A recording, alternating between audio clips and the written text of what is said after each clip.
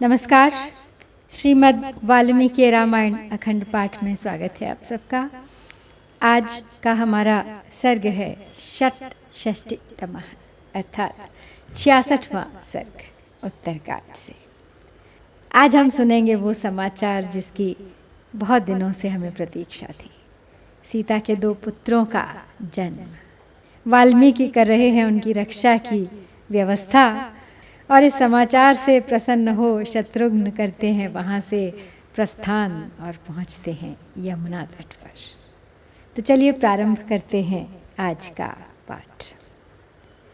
यामेव रात्रिम शत्रुघ्नः पर्णशालां समाविशत् तामेव रात्रिम सीतापि प्रसूता दारकद्वयम् ततो अर्धरात्र समये बालका मुनिदारकाः वाल्मीकेः प्रियमाचख्युः सीतायाः प्रसवं शुभं भगवन् रामपत्नी सा प्रसूता दारकद्वयम् ततो रक्षा महातेजः कुरुभूत विनाशिनी तेषां तद्वचनं श्रुत्वा महर्षिः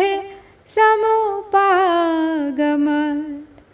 बालचन्द्र प्रतीकाशौ देवपुत्रौ महौजसौ जगाम तत्र हृष्टात्मा ददर्श च कुमारकौ भूतघ्नीं चाकरोत्ताभ्यां रक्षां रक्षो विनाशिनी।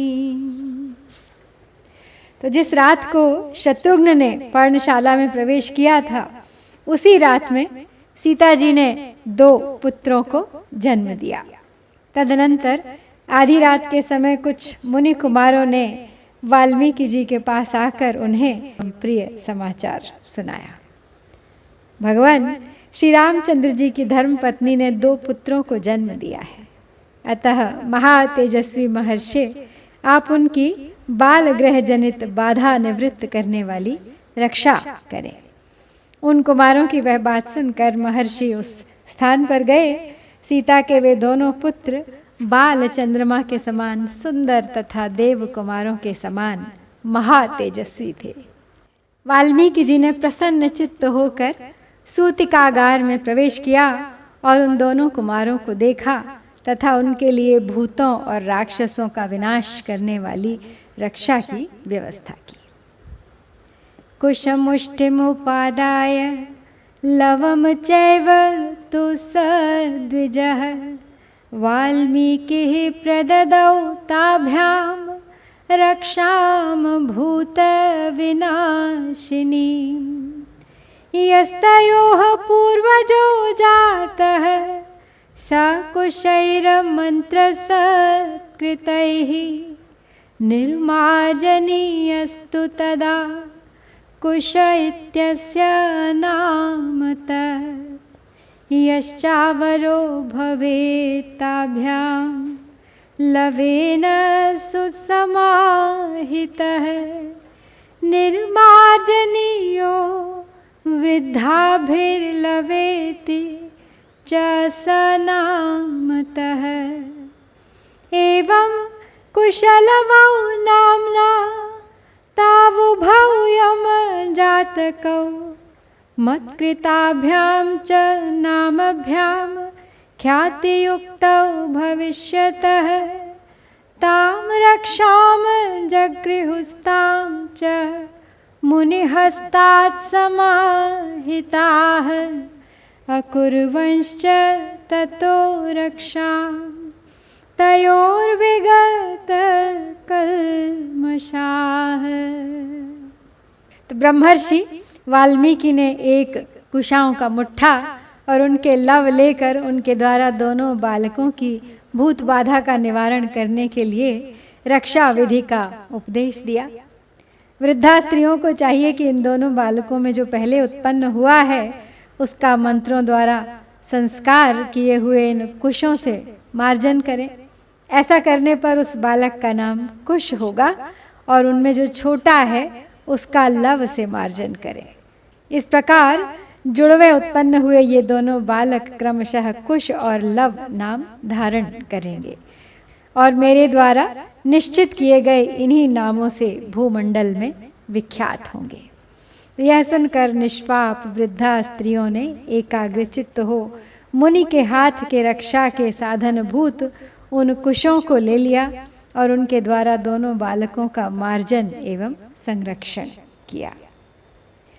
तथा ताम क्रियमाणां च वृद्धाभिर्गोत्र नाम च संकीर्तनं च रामस्य सीतायाः प्रसवौ शुभौ। अर्धरात्रे तु शत्रुघ्नः शुश्राव सुमहत्प्रियं पर्णशालां ततो गत्वा मातर्दिष्टयेति चाब्रवीत्। तदा तस्य प्रहृष्टस्य शत्रुघ्नस्य महात्मनः व्यतीता वार्षिकी रात्रिः श्रावणी लघुविक्रमा। प्रभाते सुमहावीर्यः कृत्वा पौर्वाह्निकीं क्रियां मुनिं प्राञ्जलिरामन्त्र्य ययौ पश्चान्मुखः पुनः। जब वृद्धा स्त्रियां इस प्रकार रक्षा करने लगी उस समय आधी रात को श्री राम और सीता के नाम गोत्र के उच्चारण की ध्वनि शत्रुघ्न जी के कानों में पड़ी। साथ ही उन्हें सीता के 2 सुंदर पुत्र होने का संवाद भी प्राप्त हुआ। तब वे सीता जी की पर्णशाला में गए और बोले, माता जी यह बड़े सौभाग्य की बात है। महात्मा शत्रुघ्न उस समय इतने प्रसन्न थे कि उनकी वह वर्षा कालिक सावन की रात बात की बात में बीत गई। सवेरा होने पर पूर्वाह्न काल का कार्य संध्या वंदन आदि करके महापराक्रमी शत्रुघ्न हाथ जोड़ मुनि से विदा ले पश्चिम दिशा की ओर चल दिए। स गत्वा यमुना तीरं सप्तरात्रोषितः पथि ऋषीणां पुण्यकीर्तिनामाश्रमे वासमभ्ययात्। स तत्र मुनिभिः सार्धं भार्गव प्रमुखैर्नृपः कथाभिरभिरूपाभिर्वासं चक्रे महायशाः। स काञ्चनाद्यैर्मुनिभिः समेतैः रघुप्रवीरो रजनीं तदानीं कथा प्रकारैर्बहुभिर्महात्मा विरामयामास नरेंद्र सूनुः। तो मार्ग में 7 रातें बिताकर अब शत्रुघ्न यमुना तट पर जा पहुँचे और वहाँ पुण्य कीर्ति महर्षियों के आश्रम में रहने लगे। महायशस्वी राजा शत्रुघ्न ने वहाँ च्यवन आदि मुनियों के साथ सुंदर कथा वार्ता द्वारा कालक्षेप करते हुए निवास किया।